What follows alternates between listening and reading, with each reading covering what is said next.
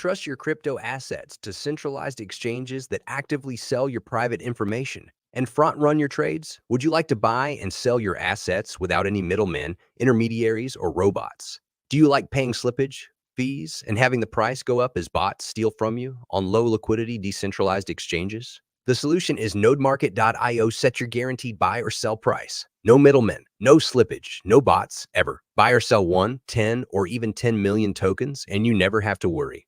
OTC trades are between you and the seller or buyer, guaranteed by audited smart contracts and no human middlemen. Nodemarket.io.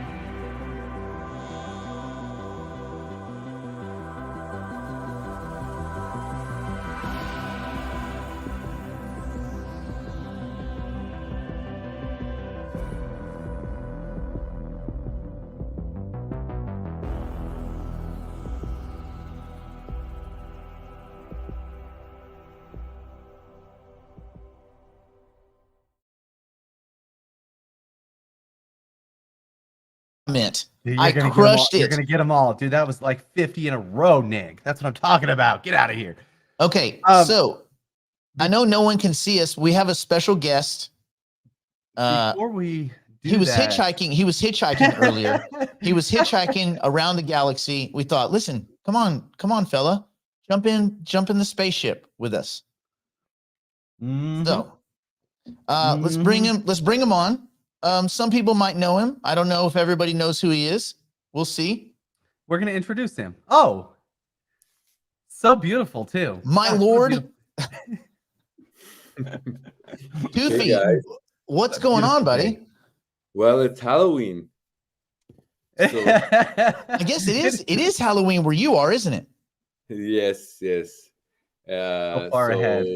It's, from time perspective, yes, but it's not necessarily celebrated as much. I'm in South Korea, so it's not a big holiday there.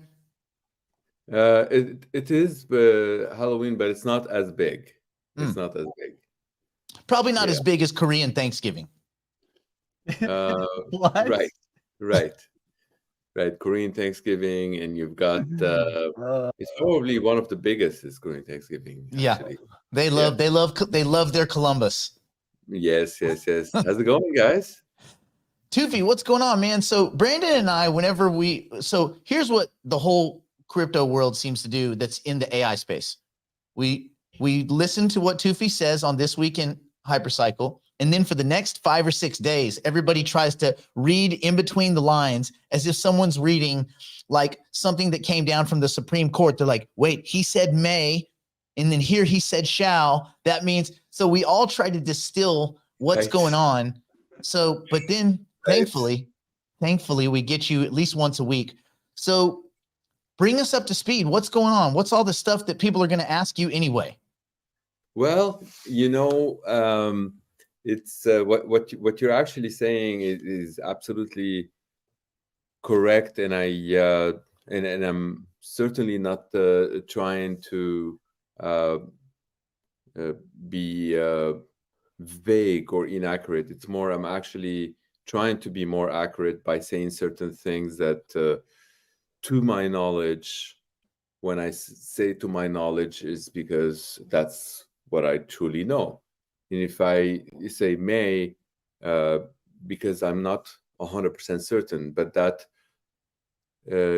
goes without saying that if I were to tell you this is happening, then you know for sure this is happening, as opposed to like somebody who always tells you is happening, and then you have to build the may in your head, and you're like, I don't know when it's happening, when it's not. So I feel like from that perspective, it's building a little bit more trust with folks that they're talking to me. Now, of course, this makes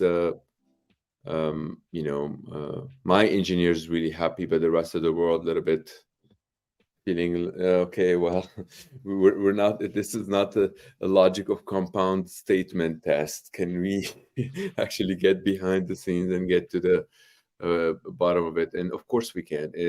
And for that reason, I felt that in between our talk, there's a lot of things that the community they're asking for, and I'm responding by providing certain talks with folks to enable them to ask a question to ours. For example, something that might become too apparent for us, and then we might gloss over it.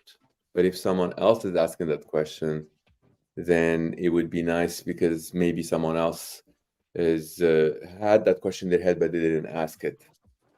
So, which would require, I mean, believe me, I'm not really trying to look or I'm not trying to get busier, but so it's already 22 hours a day that I'm working, but it is something that it's extremely important, and I feel like this is the most beautiful thing that I've ever worked on in my life, and it is getting more and more beautiful every single day. The more I see phenomenal community members coming in, and I'm not sure if somebody with the name Kim, I don't know if I can I talk about that quick You can talk beautiful about anything at all. We okay. This is super interesting. Somebody from your community that I did not know, never met in my life, and I feel privileged to keep partaking as much as I can, because I feel like every single time I meet folks from your community, there's something positive about their view to the world, and I'm not sure if that's how they gravitated to you, or it's a combination of uh, from causality to. But it's I was in Minneapolis and the sample, and then there's something that I wanted to keep it hush hush until it happens. Now, why do we keep things hush hush until they happen? For two reasons. One is sometimes they may not happen, so talk about them too early will end up losing credibility. Some other times is that, like, when you talk about them too early, then they might ruin the deal because they have a lot of NDAs and so on and so forth. Okay, so this specific instance, without speaking about the details, I'm going to tell you, it's a computing center about 100 miles from the airport, and I felt like, okay, touring them, this is great, because most of our customers, they need computing centers, and if I really care about my customers, I'll be the first to go check them out. I'll be the first to actually try them. I'll be the first to actually do those kind of things. So did not want to necessarily talk about it much, but then as I'm leaving the airport, the TSA gentleman comes to me, and literally I'm putting my stuff, and he's like, "Do you know Hypercycle?" And I'm like, "What?" No way. What? That's, And he's like, "I'm asking you, question you, do you know Hypercycle?" And I'm like, let's have a look. Is there stickers? And I'm like, yeah. And he's like, okay, well, now that you answered yes, I'm here to tell you that I know you. And I'm like, okay, well, how's that? And it's like, I've been watching you with Nick Black. I've been, following all of the stuff that you guys been working on. And I don't understand much of it, but I can tell when I look at people sincerity or not. And I feel like, okay, these guys got something great going. And anyway, it was a phenomenal thing that I've met him, and all the people in line, they were like, what's going on? Like, how do we, what's happening? It's like, you don't normally see somebody walking and then they start asking me are you famous? And I'm like, maybe in Korea, but I don't know in Minneapolis. Korea. So yeah, so it was beautiful, and regards to Kim if he's listening. But yes, so that's a crazy coincidence. Yeah, I mean, so good morning to all your audience here. It's evening. I know it's morning for you, and it's I know that you have people from around the world as well, but I think it's majority. It's morning, I guess. So, in the morning or in the evening or wherever you are, the question we get most, you know it's coming. Right. When can we marry the tokens into the node licenses? And for anybody that's just tuning in, each Mhm. Hypercycle node license requires 1,024 Hypercycle tokens in order to flip the on switch and Right. to participate in what is coming, which at first is beaconing or tilling, signaling to the network that you're here and you're ready for work. And then the compute phase, which will roll out sometime in 2024. We don't know exact date, but we think maybe March. And at that point, you will be processing transactions of between businesses, compute transactions, a variety of compute transactions all across the world. And that's what makes this kind of global brain. So Right. when can they take that step? Okay. Well, I want to answer this question accurately, but at the same time, I need to uh, set the stage, and I apologize for those that they've heard it, but it's on May 8th, 2023 is when we had already communicated with everybody that the clock starts for like the 18 months for the delivery. Now, we all know we've kind of accelerated that by 6 months and a little bit more than 6 months. And that's due to phenomenal development team and a lot of the great things that we've been working on and accelerating things. So it is coming in the spring. Now, prior to that, when you said the AI compute, I assure you they're going to be from the demand side, AI compute already coming into this ecosystem before that. And that's going to send huge signal into the world, be like, holy shit, this is actually working. There's money flowing into the system, people that they're paying for AI without them knowing for AI. And I'm talking here, Nick, I'm talking about not couple users, couple 100 users, couple 100,000 users. I'm talking in the tens of millions. Okay. So without necessarily divulging a lot of the details, but that is going to happen before. So I'm not saying maybe, I'm saying it will happen before that date. Now, now that will happen before that date, it would require some customization, some custom work that is not letting the clients all do it on their own. There's like some work that needs to be done to kind of make it work ahead of time. And now I need to answer your question about when can people. So if you have already your tokens that they're vested, that's your question, right? The vested tokens. Well, I'm referring more to just somebody shows up today, they buy a node license, they buy 1,024 tokens, a single license, 1,024 tokens. When can they marry those two suckers together? Okay. So the very first, the second part, but that's the second part first. The second part, when somebody buys the license, and the very first part said when they buy the token. Now, when they buy the license, for the longest time, it's been that they buy 512. From our perspective, they buy the entire 512 licenses, like you guys, distributors, and then themselves, they say, okay, well, let's sell all 512 to individually or in groups or whatnot. That is going to change very quickly, not changing, getting basically enhanced to actually deliver those. Like if you want to actually give each and every individual. That code has been in the audit for a couple of weeks, which we've mentioned in the last, and the audit came in, and we are in the very final stages to get the 10 out of 10 on that audit, and then push it out.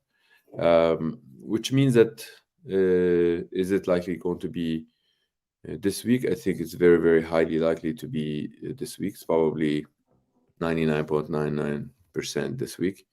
Midweek, I'm not sure. So if it's going to be Wednesday, but this week is so that is one part. So then you bought it, you own it, you have it. What does it mean? If you have this thing, that means you can transfer it, you can gift it, you can do whatever you want to do with it. At that point, you can, if you want to take it and plug it into a computer on that date and marry it into the tokens, which is the very first question that you ask, the capabilities are there. And people, they did it in the hackathon, that they have very little knowledge. In fact, the vast majority of people showing up to the hackathon, they've never heard of Hypercycle. And that was done.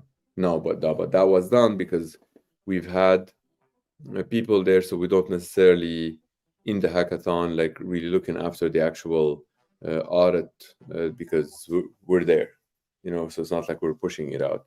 But that audit is extremely important, that people can look at the audit report before they kind of take that thing. So we were not going to give it to the world. So that's why I really think 99.99% will be this week. So if you have that, you can transfer it, you can gift it, you can do whatever you want to do with it. If you own two, you can split them as well, whatnot. So that you don't really need anybody's help to do it. If you also have the tokens, then you might need some help if you were to actually plug them into the machine. But I think there's an extension to that question that you have asked, which is the ERC 1155, which is the added thing that you can do with that. So what is the 1155? If this is marriage that we're talking about, the ERC 1155 is more like the marriage certificate. So if I, can get married, that's great. A lot of us know how to get married, but how can we get the marriage certificate? That maybe we need to get that from City Hall, or do you get it? So here, this marriage certificate, what it can enable people is to actually see that ratio that is being built. It belongs to that certificate. So if you own this, you own that, then you own the certificate, which means that now you may want to transfer the certificate itself. You may want to split the certificate itself. And just by me saying that, now you can start thinking about the complexity of that, right? Because splitting it, because wait a second. So I've had 2 licenses and I married them, let's say, together, or I've had 512 and married them. But now the 512, the certificate itself can split, which means that what happens if there's divorce? Can each and every one of those have their own things? And if the answer is yes, there's some complexity there, right? So in that complexity, even if it's solved in code, which you already have it solved in code, it is not advisable to kind of like give it out to the world as is. Oh yeah, it's solved in code, but you guys figure out how to use it or whatnot. That complexity needs to be resolved from usability perspective. The audits still have to go through, which means that complexity, it needs to be that complexity needs to be explained to the auditors. The auditors, I kid you not, many of the stuff that we do, the auditors, they feel like it's a little bit over their head. They're like, whoa, this isn't something that we're used to. We're used to just like look at simple smart contracts been done before, whatnot. It's because you're in new territory too. I mean, you're doing things that nobody's done before. So even like Correct. our auditors, when we go through a smart contract audit, we're still having to explain little nuances even with our node with our OTC that they've never seen before. So you're doing things exponentially more than we're doing because you're trying to create this thing that's never been created in the whole universe. So I can Correct. imagine what you're going through a little bit. Correct. So that ends up taking a lot of time, and by the time they go through all of that, then the subjectivity kicks in. So even when they understand it, then they start having to putting in the subjectivity, saying, well, the comments there in the explanation, or like the actual, you know how you have a code that has like is commented code that is not, and then they start saying like, well, this one is a little bit vague. Then you have to explain to them that no, it's not, or you have to kind of change it to make it a little bit more. So that process takes time. But to answer the next question, is the capability going to be there at the end of this week? And the answer is yes, which means that if you have those things, what you can get them going, but the certificate is like, yes, you can get married, but to receive that certificate from City Hall, you may want to wait a bit.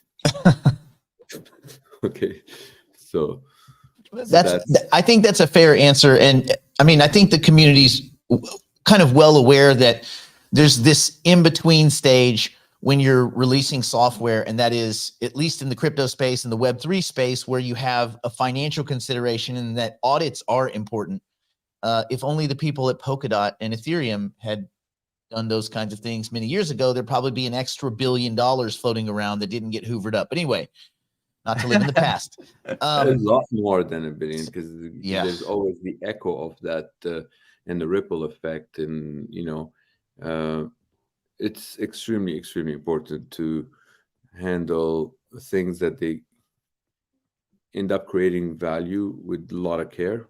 And I will never ever say that there's like 100% thing that is secure. I've been in cybersecurity all my life, and I know that there's certain level of security, and you want to always increase it. So it's there's so many different things that can be done later on to have like bounties to increase it, to have all different methods that we get from the community, from our own engineers. They tell us about it, but it's a never-ending quest. Tufi, we get a lot of questions. This is a good one that Beth brought up, and that's people that have extra licenses. They don't quite have the tokens to fill them. And so they're saying, okay, with these extra node licenses, can I utilize them somewhere? And when are those not a problem, actually, when are those programs likely to emerge in some form where people can participate? All right, this is amazing question. You can have just a license, you can have just the tokens, and you can still participate. In fact, you can just like have the hardware, you can participate. So that is, in fact, that is the raison d'etre of HyperPG, is to glue things, because some people, they might have lots of electricity. How can they participate? We want to enable everyone with anything that they have, that they participate in and be able to partake in that equation. So we know about lots of pools. If you have the tokens, that's great. Then right after that, the pools that they're coming, they are for the licenses. They are a lot less complex than the pools that they can be for hardware, because hardware comes in with there's a lot of work on that, because every time you jump from the digital world to the atoms world, the proof is not that easy. People could lie about their hardware or not, but if you have a license that you have, immutable proof, it's an irrefutable proof that you own that license, and that is why the second pool would be for licenses. To answer when that, I will hopefully next week I'll have the answer to that, to have the when, but that is coming, and you don't need to have everything to do it. As a follow-up question to that, because I get this a lot too. So we will be able to pledge tokens to HyperPG. We will be able to pledge licenses to HyperPG. We will be able to pledge tokens married to licenses to HyperPG. Is that correct as well? 1155, basically, right? Yes. So you'll be able to, so you know those 5 elements. So if somebody is an AI developer, they'll be able to pledge their code into it. So it's like any of the beneficiaries can participate in HyperPG. Correct. So that also brings up the question of people say, okay, hyperpools. So HyperPG is one part. Hyperpools kind of a subset of HyperPG, and hyperpools pay in a different way. That's kind of a revenue sharing model versus HyperPG, which is like a fixed return model, like a government debt or buying bonds in some company, where you get an interest payment or a yield, versus hyperpools where you're going to participate in the revenue that's generated by hyperpools. Is that correct? Yeah. So hyperpools is basically that ERC 1155. When you have, if you were to own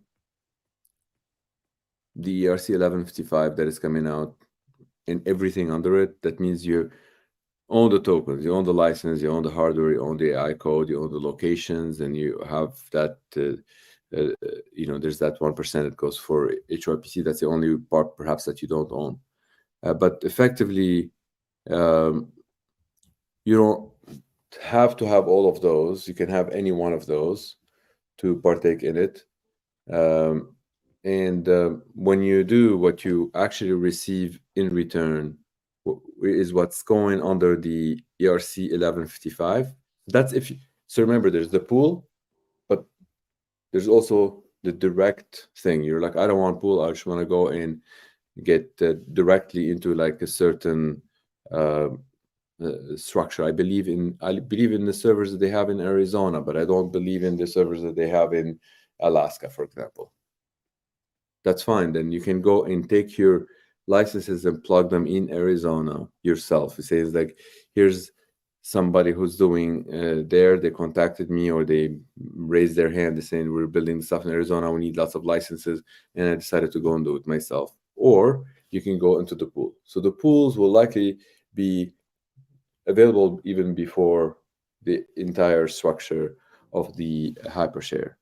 So remember, we called hyperpool, and we were like, what are we going to call that token? So we're calling it hypershare, like the 1155, because it is using the ERC 1155 smart contract setup, because under that you can have 2 ERC20s. What are they for? They are to split that. Can I share my screen?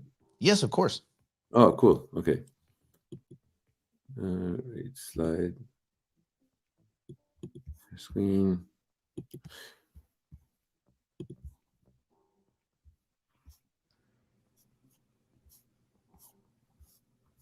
I didn't realize that I have so many 600 screens open. Wait a second.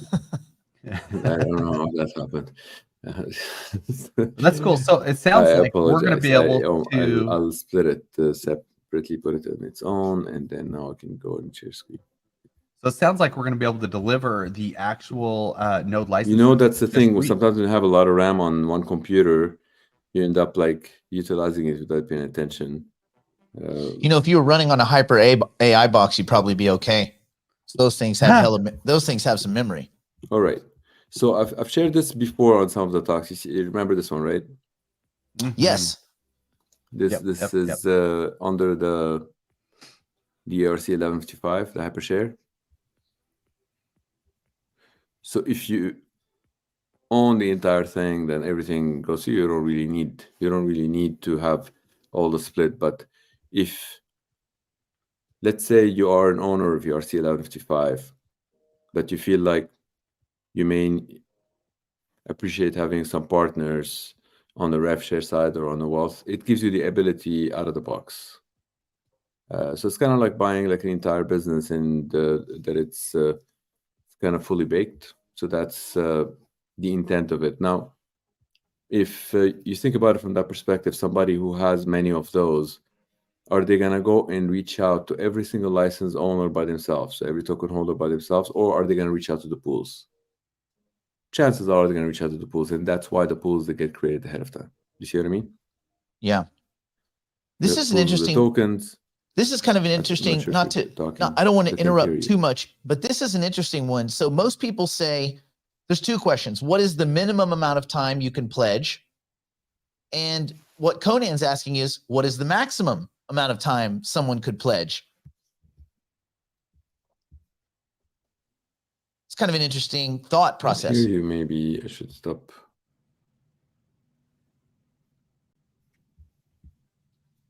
Brandon, can you hear me? Yeah, I can hear you. Okay. Yeah. I was wondering because I said something earlier. I didn't know if you could hear me either. Maybe you still can't hear. But that is an interesting question. Also, just to summarize a little bit what Tufi said earlier, I think what he was saying is we're going to be able to deliver the actual licenses probably this week, which is really good for us. But what he's also saying is don't marry your tokens yet until you know exactly what you're doing, until a dApp's created. He's saying you can do that, but you basically going to have to go in and write the code to be able to do so. So don't do that yet. So just continue to wait is what I'm getting out of that, just to summarize. Now I can hear you. Okay. Apologies. Tufi, a really interesting question popped up, and that was, we hear people say, okay, what is the minimum length of time that you can engage with HyperPG and HyperPool? And we're thinking probably 24 months seems like a minimum time. At least that's the way it's been presented, 24, 30 months. What is the maximum? Is there a long-term or a long duration program that people could say, here you go, off you go, sir? Right. I think somebody said 6-10 years, which actually makes a lot of sense here. We don't necessarily want to put that hard limit because sometimes things are built for longevity or whatnot. But if you were to calculate the fastest possible way where you can actually have your nodes to split from 1024 all the way down, the fastest possible way, that's going to take 5 years. The world is not perfect, which means it's unlikely to happen in 5 years. And we truly believe if people putting in expected effort, in 10 years they'll get them done. So therefore, it's probably going to be between 5 to 10 years. And what happens afterwards? A lot of people, they ask that question. Well, at that point, you can expect that there's like 2 billion nodes around the world. Well, those 2 billion nodes, they can start gaining more and more credibility instead of like splitting. And remember, one single one of those nodes could be the entire Microsoft. That's a lot. It's not. It doesn't have to be just like one single computer. But there is also one important question or clarification that came internally from Tudor last night. Because we're calling it split, some people might start thinking, it's like, wait, split, is that like a security or whatnot? The reality of those licenses, there are already 1024. The time what's happening, it's more like giving them the ability to unlock, and that is what the split. That's why they cannot split beyond 1024. So they are already 1024, but it's the unlocking that it needs certain credibility or whatnot to kind of give them the ability to do that. So that's important for folks, that they would think that the license could be security. And when it comes to the ERC 1155, under that you have the W token and you have the R token.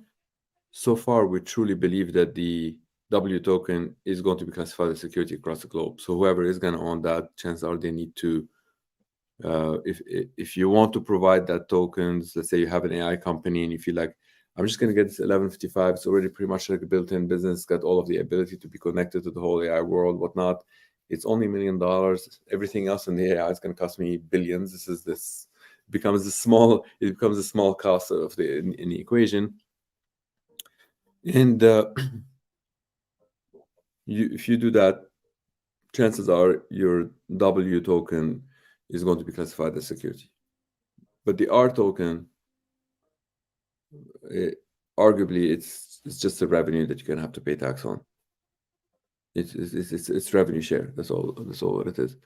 So how do you split, for example, revenue if you have like 5 people with equal amount?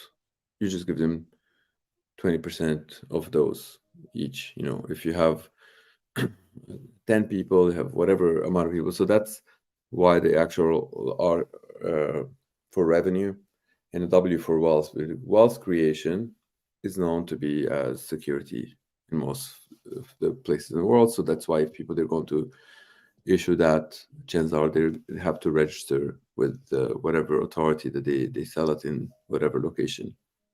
So yeah, so that's basically the product of that marriage. Will have two. There would be one W1 that is R. And I think I've answered the question, but I went a little bit more than what the question is. But yeah. No, that's good. I mean, the deeper we can go on these things, the better, because invariably all sorts of derivatives of all of these answers come up in conversation. This is a good one. I think I know the answer to it, but I don't want to step on anyone's toes. When a master node splits. It's something, and I was about to respond to it, and then I realized it's probably inappropriate to make jokes. So I didn't say anything. Oh, when a master node splits, do all the licenses within the node split regardless of their reputation? Now, my gut answer is no, because it's no longer about a master node gaining the reputation for all of the individual nodes.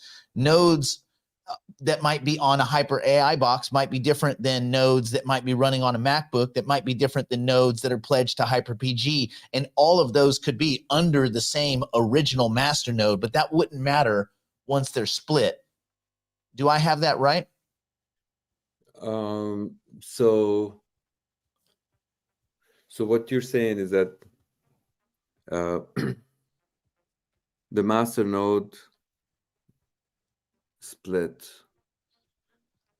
And like if we took a master node and we split it into 20 different bundles of tokens, and they all went, or bundles of licenses, they went in different directions, they all gained their own reputations. Correct. But they're all their own entities. But that moment that you split, everyone gets the same, that moment. No, I'm saying does everyone split at the same time? Because you would have different nodes with different reputations, wouldn't you? Well, remember there's two types of splits here. There's the initial split that we're splitting the licenses, right? So there's the 512 that we're going to split out into these bundles. And then after they split, they're basically on their own, just like Nick's saying. Nick's saying is what they're doing is they're going and gaining their own reputation. So just because the other 500 in the node are gaining reputation, the two that are on their own, they're getting their own. Yeah. So correct. Yeah. So the actual, if you have 512 and those 512, let's say, in my mind, I thought that they actually belong to like the same machine currently, because all they're doing is like the proof of uptime and all of the stuff with the tilling. And that's why I felt that like you're splitting them, you do it all like in the same time. When you do it in the same time, they all inherit the same things because they were on the same machine.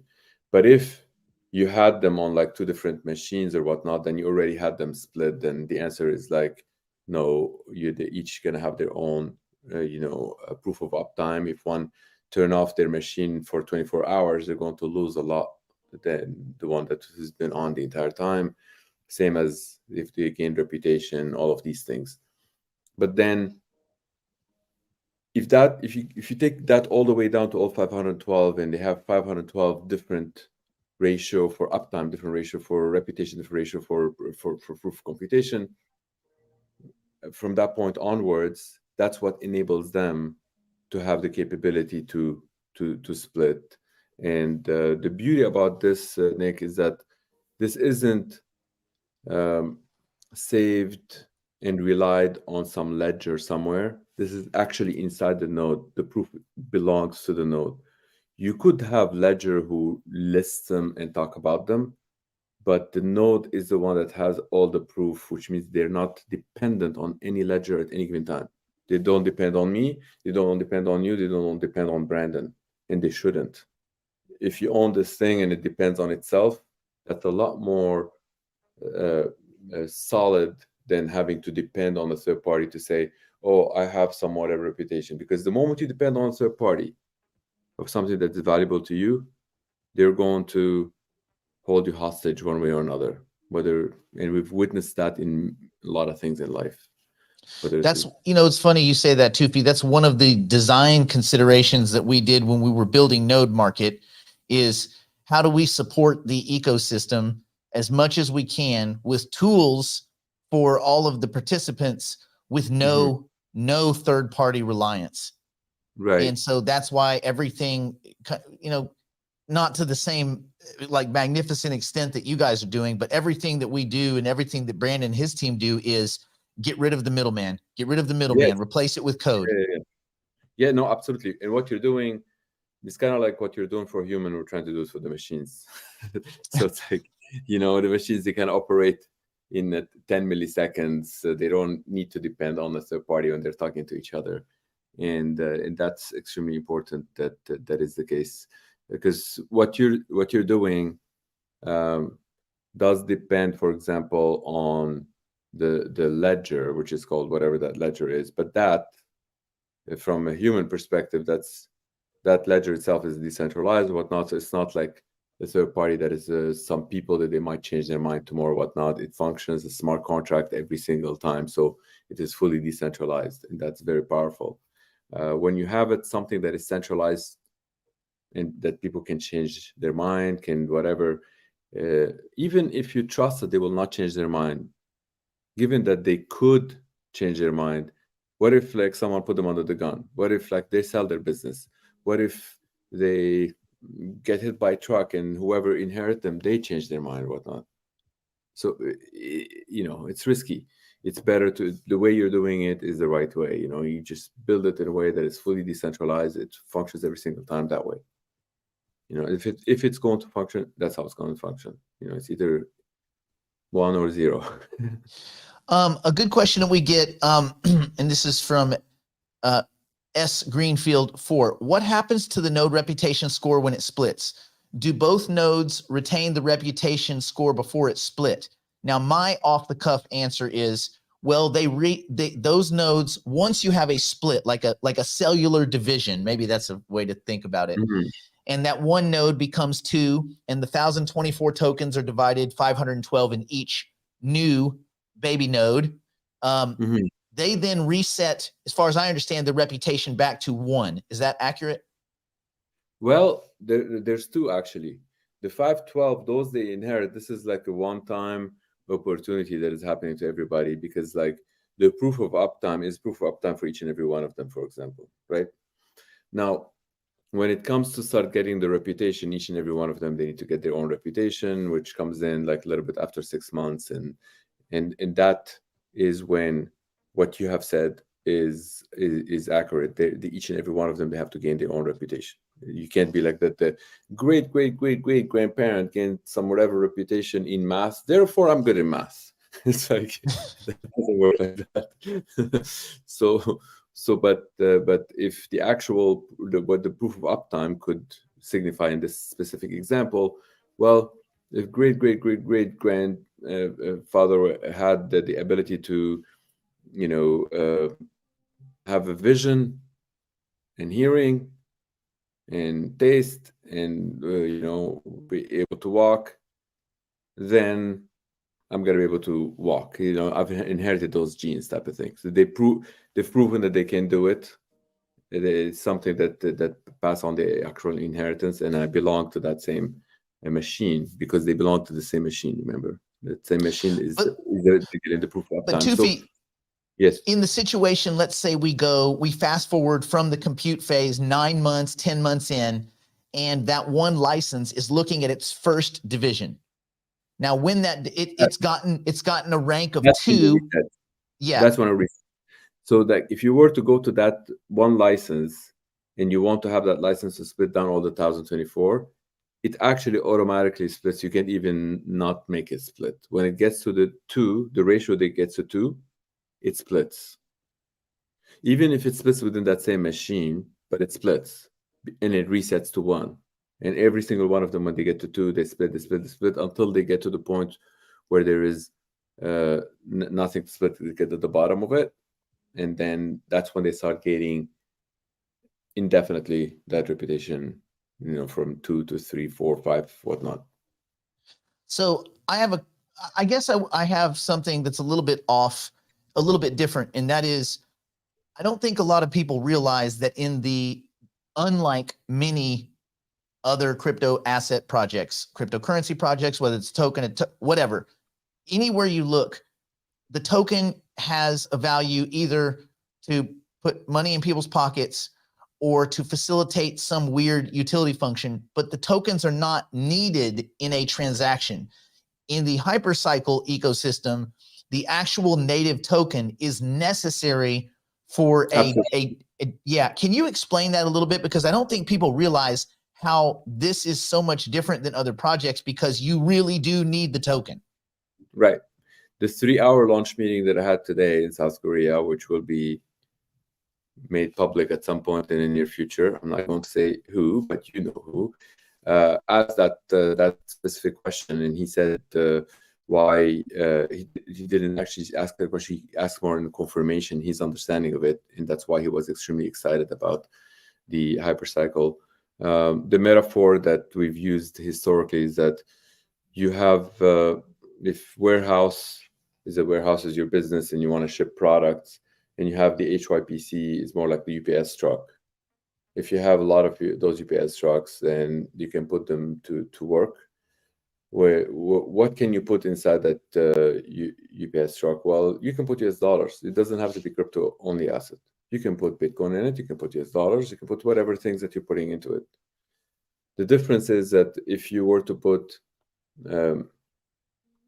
Bitcoin into it, then your hands off. You're like, it's Bitcoin. It can go around the world. Can keep going. But if you put US dollars into it, whoever you are, you want to stay standing there. So let's say you Federal Reserve, you need to maintain your ships and guns and whatnot. Otherwise, that may not necessarily sustain itself, right? So it's like, so that's basically what the HYPC is, a container. Now that container, because it has value, you could just send it empty to pay for something. I'm sending you the entire container here to do whatever you want to do with it. But at some point, that container, if it becomes like way too expensive, chances are you don't want to send the container. You send a fraction of that container or mini containers, or you send things inside it. And why is that so important, Nick and Brandon? If you were to now think about like what's happening, why these guys are enabling this 1155 to every single AI company and giving them every single thing that they have worked so hard to get to in all of these things. Well, because those AI companies, they may need some method to transmit whatever token they created. Those tokens, each and every one of those tokens that you get with your ERC 1155, if you are an AI company, you may need some mechanism to have them to be transmitted for whatever reason that you want to transmit it peer-to-peer. And those HYPC, they can serve as to be that carrier, which means that it's 0 transaction fees. And when people say, it's like, wait, 0 transaction fees? If there is 0 transaction fees, then there are all kind of attacks that I can think of. On the ledger, yes, not in HYPC. You cannot think of those, because the moment you do any attack, if it is going to be received, you already paid money into it. Otherwise, the other machine is not going to even listen.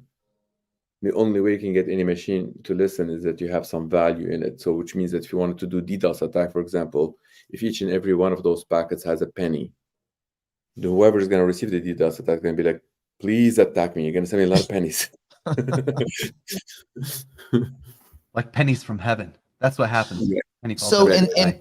and that spawns. So when you then think, okay, the Hypercycle token is a wrapper for Mhm. data or other information. It's an information or a data transfer mechanism, and that's the wrapper. Then people say, well, wait a minute. So what are the fees? You say, well, there's no fees associated with it. You have to wrap that transaction in the Hypercycle token. But it's not Right. like, because a lot of people were thinking, wait a minute, what happens after 10 divisions and each one of my node licenses now has only one token, but won't the fees destroy the token? And then there's no Hypercycle token left. My understanding is you're not burning Hypercycle in fees the way you would burn, the way you would melt Ethereum or some of these Correct. other assets when you process transactions. This is just not that. This is a different system. Correct. This HYPC, once it's created in circulation, is there until the eternity. And when I say it, I mean it. It's not like somebody says that, like, if you have this record on Ethereum, is there until the eternity. That is partially true, because it's based on, is it there until eternity, assuming that those ledgers are going to continue have the incentive to be running and running and running and running. But if you actually have this HYPC in that, it's a network packet, it's a 64 kilobyte, you don't really need to have that dependency. You have it, it's there. You can even copy it on a pen and paper, it's there. What it is, it's basically a bunch of cryptographic proofs, and that's what you have. One developer, of course, asked me today as well how to kind of simplify it, which is something that I've said it historically. For those that they are familiar with something that's called sharding. Sharding applies to databases, but it also applies to those ledgers. What does sharding mean? You have one database, but that database keeps growing and growing and growing and growing. But well, at some point, things cannot grow indefinitely, and then so what you do, you shard it to have many different databases doing the work as if they are one. And the simple way to explain this, let's say you're searching on Google, you put the letter A. Imagine as soon as you type the letter A, it's gone to a shard that has everything that starts with A. It's like a server. But if you start with letter B, it would have gone to a different shard. Just think about it this way, that's it. But what happens with sharding, if you keep sharding, there is a point in time that you can no longer shard. Technologically, you can no longer shard. The same way as like how this world is built, you cannot go below the Higgs boson or quark or whatnot, or the atom if you are at the chemistry level. So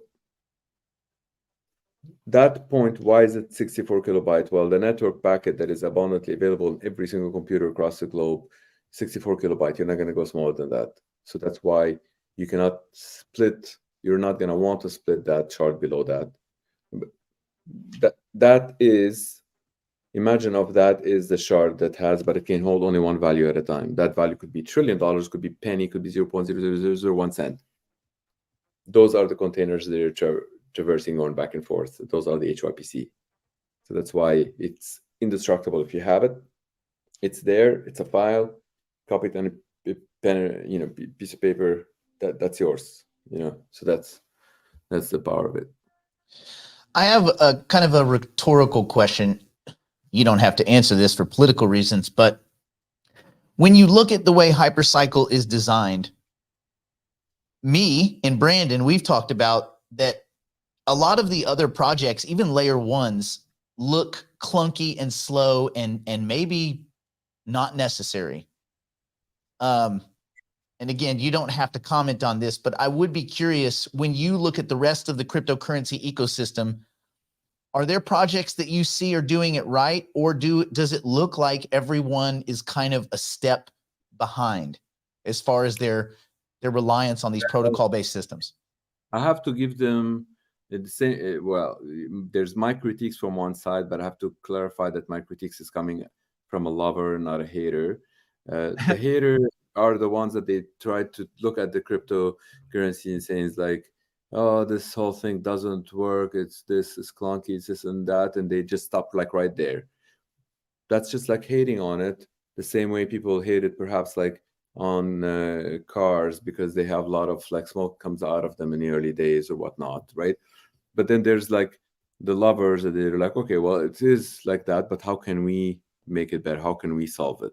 So I feel like from that perspective, which is I've been misunderstood many times for criticizing many of them because they hear part of the critiques and their brain shuts down and they think like, oh my God, that's the devil, because they know that what I'm saying is true, but then at the same time, they don't have the answer to it. But if they were to listen to the end of the story, they would have probably realized that he's actually trying to participate in being a solution, you know, as opposed to just like saying, and I truly think that every single one from the crypto world today, if you do ask them, can you convince the CTO of Cisco, CTO of Microsoft, CTO of Google, CTO of IBM that your token is needed? Can you do that? And you're going to receive 100% answers like, no, they cannot. They cannot convince. And that's not because like those guys are politically incentivized, whatnot. No, those guys, they don't like banks the same way you don't like banks because they're paying fees for banks too. So don't give me that. They are they smart? Hell yeah. Those CTOs, they didn't just get to become CTOs because they're just like mom and dad cut them into that position. They are very smart. But instead of just criticizing that and telling the crypto people like, well, you can't convince the deep technologies that your token is needed, perhaps I want to give them the ability to sit in front of any technologies in the world and say like, well, look, this technology evolved through this HYPC thing or whatnot, and here's why you need this token. And they can actually convince any technologist in the world, and that technologist will not be able to have a comeback and say it's like, well, no, you don't need it. You could have done it this way. No, you could not have done it in any other way, and that is the only way it can be done. So that's what we're hoping to enable. Of course, you're still gonna have that somebody's gonna argue, and you still have that 1% who still say until today you don't need emails, snail mail, so works fine. But we're not gonna talk about those. I'm talking about the 99% of the smart ones that if they cannot be convinced, perhaps we need to find ways to enable the convincing. Final question to round it out, because we've butchered way more time than you probably had available. Will we see a Hypercycle, a native Hypercycle wallet for the native token? Yeah, of course.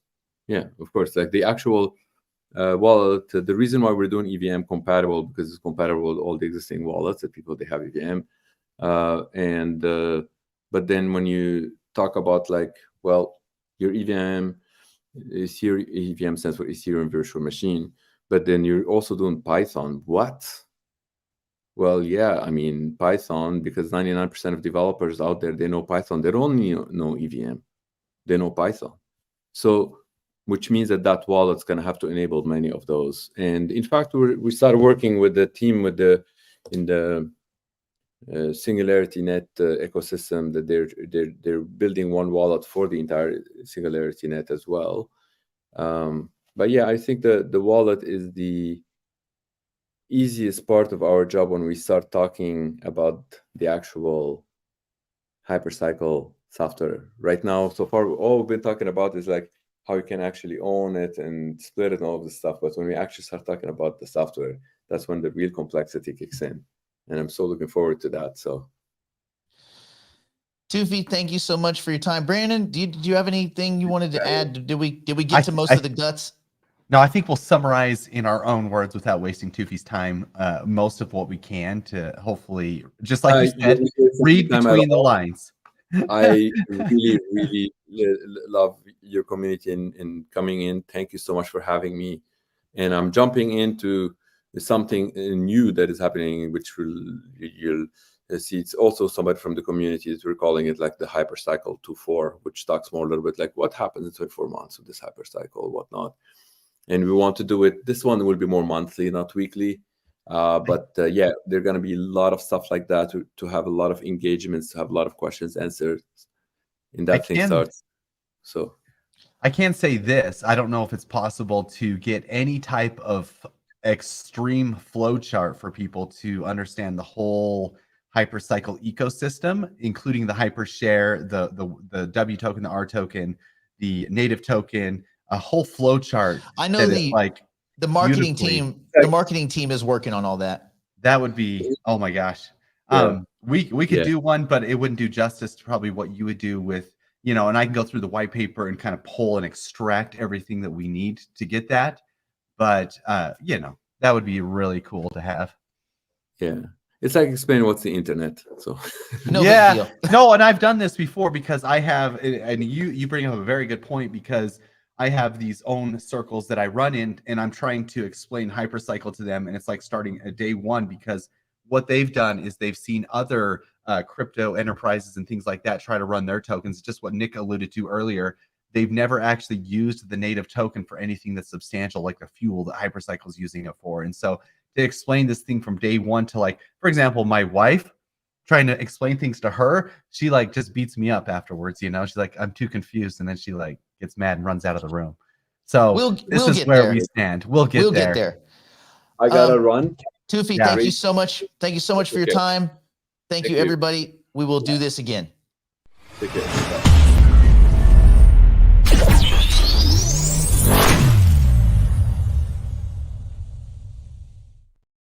All right, Brandon, lot to digest.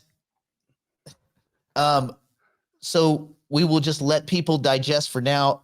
Did we have any house cleaning? Was there any house cleaning you wanted to get to?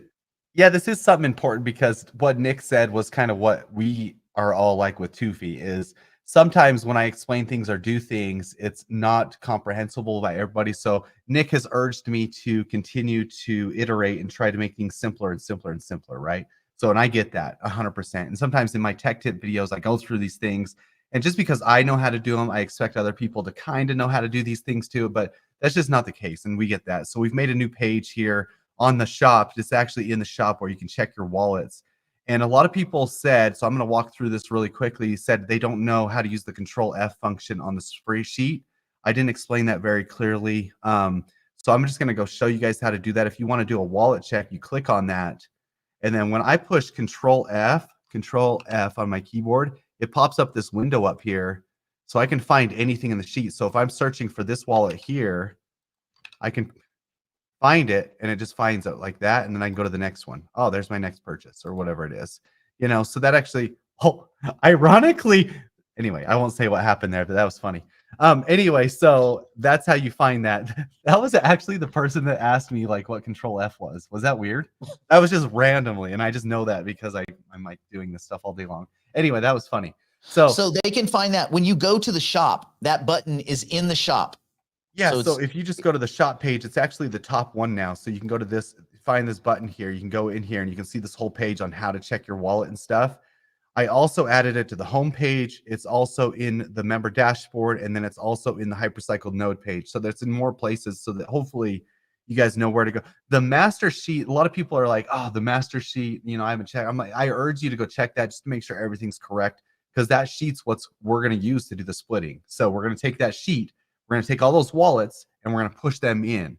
What I've sent you guys is just placeholders, and we're not going to really use that. That's just for you guys to have as placeholders. But I'm going to use this master sheet, and I'm going to take this over. So priority of what is actual realness is that master sheet. And so please check that, because that's like huge. And along with that, Nick, I mean, I think you did mention this, but we did add some more tokens to the node market. And this is a big deal only because we're still, and you know, and Nick and I, the market is live. Everybody's using it. But once we get things 100% functional, this is going to be so key for us to help take to these communities. And we have not even done this yet. This is like, oh my God, this is like a sleeping giant is the way I figure it. A sleeping giant to where this marketplace is going to blow up. as soon as we start taking this out to these communities, hey, we have an OTC exchange ready to go. You don't have to pay anything. Your community can use this instantly right now and get these OTC prices. We've done this. This is so cool. And this is like a sleeping giant node market. And it's like, guys, if you even knew, I've talked to like my dev team and a lot of the people that I work with behind the scenes on this has equated this to other startups that have done similar things, and ours is blowing their timeline out of the water in terms of revenue, in terms of where we are today versus where we started, in every other term. So this stuff is like really exciting for both Nick and I and everything that we're doing. Let me tackle a few quick questions. One, the treat or treat that is still in effect. It runs till the end of Halloween tomorrow night. So all day today, all day tomorrow until midnight, and then back to the normal goodies. Okay, so that's the treat or treat thing, which for anybody who doesn't know, it's very easy. If you get 2 node NFTs, ours, right, which is a revenue share NFT, as well as getting access to token launches and stuff. I have a meeting with Twins today, by the way, Twin Protocol, about the allocation for the node token holders on day 1. But anyway, if you get 2 of our NFTs, we give you 2, like out of our pocket, we pay for them, 2 Hypercycle node licenses, a 2 node. So if you get 10, you get 10. If you get 100, you get 100. There's no limit to it. It is what it is, but that runs out tomorrow night, midnight or whatever. We'll do midnight Pacific. That way you East Coasters get 3 extra hours. Whoa. Yeah. That's okay. Bonus time. On the native token, when you're asking the native Hypercycle token is a different token. That's the actual token that's used in the ecosystem. The Binance and the Ethereum tokens that you see now on exchanges, and as well as the Ethereum token that we have, that's a placeholder token. And that is only until you use their software, which they're going to release, that allows you to merge the licenses and the tokens together. At that point, the placeholder token is no longer in use. What's used inside the compute ecosystem is not that. It is the native token. And so, yes, there will be a native token wallet. Okay, there's that. Now, and this is a Brandon question. Can you add Node Market to where you can buy on the portfolio page? Probably we should do that. A massive oversight if it's not already there. But yeah, it's obvious we can do that. Well, there. Not so much as a question as get this the bleep done type of thing. Got it. Yeah. Can you buy Node NFT without being a DI? Yes. You just go click it. One thing that anybody that catches the tail end of this episode, I hope people understand, we're not a closed circuit network. We're not, you get secret treatment and everyone else gets, we don't do all that bull crap. The whole point of this is to give tools to investors in the digital space to do what they need to do without middlemen, right? And so instead of middlemen, we put middleware software, right? So we just replaced the fat, rich white dudes with code. And that's just kind of the way we do it. We build the stuff that we need to do what we do, and that benefits other investors because likely if you're in this space, these tools can help you. So that's this whole thing. We would have built Node Market for Brandon and I probably and the private clients just for like the 60 of us anyway. We thought, well, I mean, might as well roll it out. So that's why we do this. Hey, real quick here. This is Jeff's question. So, Jeff, this is good. Brandon, I purchased 2 Node Market NFTs. I have not yet received the 2 free node license. Okay, so this is the situation. Let's go check our wallets. I happen to find Jeff's wallet here really quickly. So I can go through and I can see all Jeff's purchases. I go through to the very bottom, the last one, and I can see the 2 node licenses that are free because this is the last one. He knows he didn't purchase this. And he can check that they're already on the spreadsheet, which is really cool. So you have received the 2 free node licenses. You can also check your hidden folder and see that those are dropped. So this is kind of one of those things like, I can't like, if you guys, I get like probably a bunch of messages a day. I would really urge you guys to go check this sheet first before messaging me, because then I have to go check it because I want to help you guys and I want to see this. But please, like I've made this sheet like as accessible as possible. Help us help you.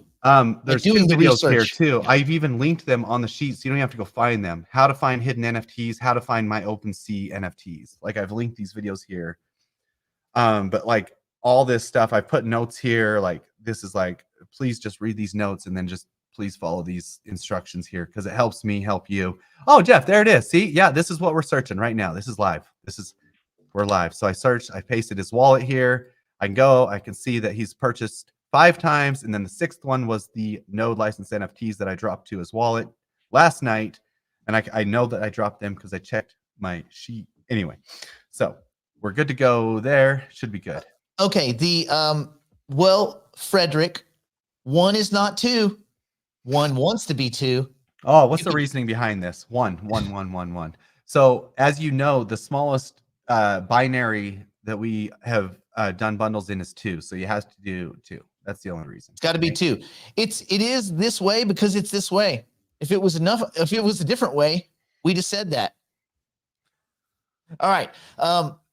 Your MetaMask will not allow you to unhide. How many times we told you guys not to use MetaMask? Don't use MetaMask. Okay, so MetaMask is really bad at viewing the NFTs, and a lot of people just because they don't see 1155s and stuff like that. So it's like really tough on MetaMask. So we've told you guys. That's why I have the videos like very I've made these tech tip videos at the very top to use OpenSea. OpenSea is the best way to view all NFTs. It just really is. I mean, that's what they built their platform for. They built their platform, and if you haven't seen my overview video on MetaMask and what MetaMask is, go watch that, please. Please go watch that. How MetaMask is used and how it interacts with OpenSea. OpenSea's built their whole platform to view NFTs on the blockchain. And so obviously they're the best at it. MetaMask has not built their platform to view NFTs. They've built their platform to change tokens, to trade tokens, to hold tokens, to do all that kind of stuff. They're working on it. Secondarily, they've tried to integrate NFTs, but they just haven't done it all the way. And they're working on it with their new rollout of MetaMask Portfolio, which is a different way. And they get it, right? Like they're not dumb. They understand. Oh, no. Yeah. They're in the space. They get it. They have the most powerful hot wallet it exists. So they know what they're doing. All right. Let's wrap it up. Let's call it a day. I know we didn't go behind the wall. I thought this interview, it worked out great that we got to have Tufi live because it's one thing to kind of see This Week in Hypercycle. It's another to be able to kind of in real time engage. So I hope you guys enjoyed that. We'll try to do that more. It's a lot of fun. And plus it's like better than listening to me and Brandon argue about his obviously pink shirt. See that right there on the screen? That's red. That's red, right, Brandon? Yes. Yeah, that's red. And then I put a note just for Celine, and make sure I spell that right. Celine, this is the video you need to watch. Here, I'll put arrows for you. There you go. And on that note, let's call it a day. Stay in school. Don't do drugs. Don't do anything my poor and solvent drunk, strung on meth grandmother wouldn't do. I think tomorrow on office hours, I'm going to pivot a little bit and I'm going to go macro. We're going to talk about the Phillips curve and how stupid and bullshitty it is. Anyway, there, I got my curse word in. I feel good. All right. We almost went an hour. And I didn't want to. That wasn't my intention. Didn't want to. All right, we're out. We're out.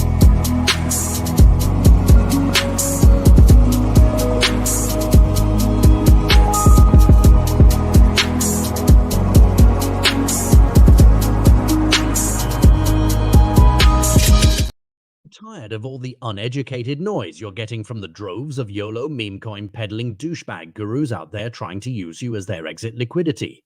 Would you rather learn a competent university-level set of skills that will guide you in managing and investing for the rest of your life? Join us 3 days a week at Digital Investor. Develop your knowledge of game theory, cognitive bias, macroeconomics, monetary theory, investment theory, psychology of the crowds, and more. For more info on Digital Investor and how it can help you, reach out at nickblacknext.com.